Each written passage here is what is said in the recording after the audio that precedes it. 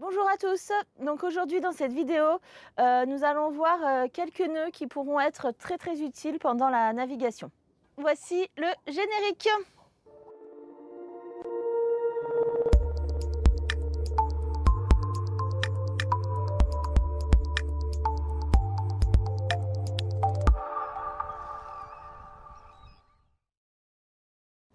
Alors il existe 3 catégories de nœuds essentiels sur un voilier pour la navigation. Donc nous avons les nœuds d'arrêt, par exemple le nœud de 8 ou le nœud de capucin que je vous montrerai. Nous avons les nœuds d'assemblage qui permettent d'assembler donc 2 bouts entre eux pour les rallonger ou bien lorsqu'ils sont abîmés. Donc on a par exemple le nœud plat et le nœud d'agui que nous verrons ensemble. Et ensuite nous avons les nœuds d'amarrage, donc qui servent à faire un œil et qui servent à amarrer un bateau. Donc il y a le nœud de chaise qui est le plus connu de tous. Et puis nous verrons également le nœud de cabestan fait de 2 manières différentes. Alors nous allons voir un nœud d'arrêt. Donc le nœud de 8 d'arrêt, donc qui permet d'arrêter un bout lorsqu'il passe dans un anneau ou dans une encoche. Alors comment est-ce qu'on le fait? On fait une boucle et on tourne autour de la boucle et ensuite on rentre dans la boucle. Et lorsqu'on serre, on voit que ça forme un 8, d'où son nom. Hop là! Et voilà à quoi ça ressemble lorsqu'on le voit de près. Le deuxième nœud d'arrêt que nous allons voir, c'est le nœud de capucin, qui est, je trouve, un petit peu plus joli et à peine plus compliqué à faire que le nœud de 8. On prend notre bout, on forme une boucle, et ensuite on va venir entortiller le bout qui descend autour de la boucle, comme ceci. On fait un tour, 2 tours. Alors on peut en faire autant qu'on veut, nous on va juste en faire 3 ou 4 pour bien voir. 3 tours, allez on en fait un dernier. Et 4. Donc à ce moment-là, on avance ça. Et pour le serrer, il suffit de tirer sur celui-là pour refermer la boucle.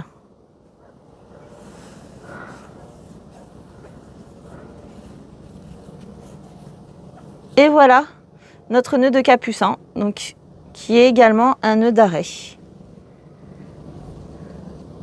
Donc maintenant, nous allons passer au nœud d'assemblage. Donc comme son nom l'indique, pour assembler 2 bouts entre eux pour éventuellement les rallonger. On va commencer par le nœud plat, qu'on peut faire de 2 manières différentes. Donc la première manière, on prend notre premier bout et on forme un arrondi. Et avec le deuxième bout, on va passer sous l'arrondi. On passe une deuxième fois dessous. Ok. Et ensuite, on va rentrer les 2 extrémités à l'intérieur de la boucle. Une fois comme ceci et une fois comme ceci. Et lorsqu'on va tirer, on voit que c'est plat, d'où le nœud plat, et que les 2 bouts sont assemblés. Alors, je vous montre à quoi ça ressemble de plus près. La deuxième manière de le faire, si on a un peu plus de difficulté à le poser à plat, nous prenons les 2 extrémités de notre bout et on vient faire un nœud simple, comme ceci. Et ensuite, nous refaisons un nœud simple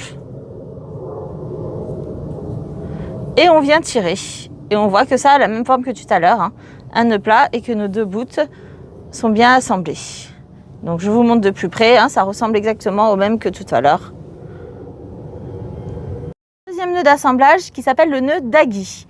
Pour faire le nœud d'agui, il faut savoir faire un nœud de chaise, donc qui est un des nœuds principaux quand même à utiliser sur un navire. Comment est-ce qu'on fait un nœud de chaise? Donc, on forme une boucle. Avec le bout qui descend, on passe à l'intérieur de la boucle. On vient tourner autour du bout qui descend et on re-rentre dans notre boucle. Et lorsque je tire, hop là, voilà mon premier nœud de chaise. Alors vous allez me dire, c'est pas un nœud d'assemblage. Effectivement, là, il est tout seul. L'idée du nœud d'agui, c'est de faire la même chose de l'autre côté. On va assembler ces 2 bouts en faisant 2 nœuds de chaise. Donc là, je passe mon deuxième boucle dans la première boucle que je viens de faire. Et je vais faire mon deuxième nœud de chaise avec celui-ci. Pour faire notre deuxième nœud de chaise, alors on va essayer de le reprendre un petit peu plus doucement. On vient faire une première boucle.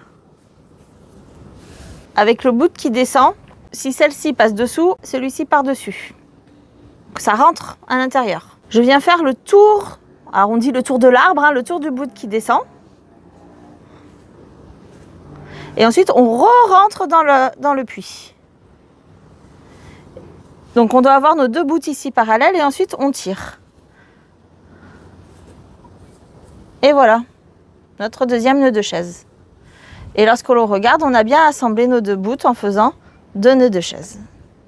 Nous allons voir les nœuds d'amarrage. Donc on va commencer par le nœud de cabestan. Donc il y a 2 manières différentes de le faire. Et là, la première manière dont je vais vous montrer, c'est pour faire un œil pour pouvoir l'accrocher sur une bite d'amarrage. Donc c'est très simple. On a notre bout, on croise nos mains en gardant nos poignets droits et on attrape le bout par les 2 mains.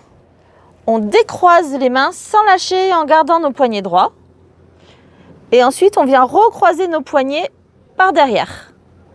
Donc j'attrape les 2 hauts de mes boucles et j'attrape les 2 bouts en bas. Et là, nous avons notre nœud de cabestan que l'on peut accrocher sur une bite d'amarrage. Maintenant, nous allons voir la deuxième manière de faire un nœud de cabestan, par exemple pour mettre une défense sur la filière. Donc on imagine que notre défense est de ce côté-ci, qui pend. Ok ? Alors, on vient faire un premier tour autour de la filière. Le deuxième, on va le croiser. Et lorsque l'on va faire le troisième, on va le rentrer à l'intérieur de la boucle. Et voilà notre nœud de cabestan.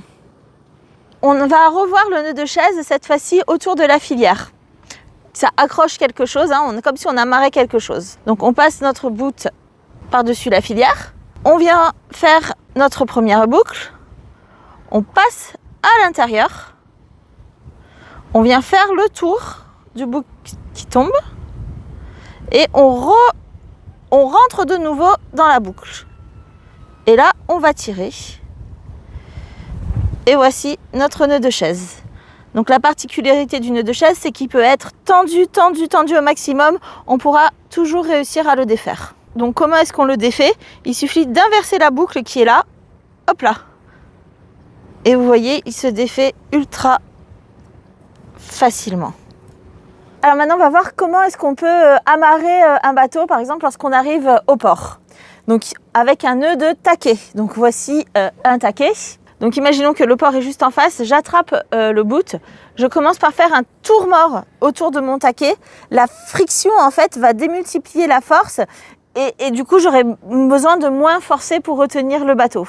Et ensuite pour bloquer justement le bateau, on va tourner autour du taquet en faisant des 8, des zigzags. Donc je pars en biais, je tourne autour et je reviens en biais.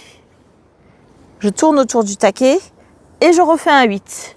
Alors, on peut en faire 2 ou 3, comme on veut. Et ensuite, il faut pouvoir bloquer justement ces nœuds pour éviter qu'ils ne se défassent. Donc, dans ce cas-là, je fais une boucle à l'envers. Vous voyez, où ça passe par-dessous, que je viens mettre dans le taquet et je viens tirer. Le premier nœud bloqué est provisoire et pour sécuriser, il vaut mieux en faire encore un deuxième, voire un troisième pour être sûr que le bout est vraiment bien bloqué. Donc pareil, je refais ma boucle. Alors regardez, si je la fais dans le mauvais sens, vous voyez bien que ça ne bloque rien. Il faut vraiment s'assurer que le bout passe par-dessous. Et là, je suis vraiment bloquée. Je vous ai présenté les principaux nœuds qui existent et qui vous seront le plus utiles sur un bateau. Il faut savoir qu'il en existe une multitude d'autres qui peuvent avoir les mêmes propriétés. J'espère que cette vidéo vous a plu et à très bientôt pour de nouvelles vidéos sur notre chaîne YouTube.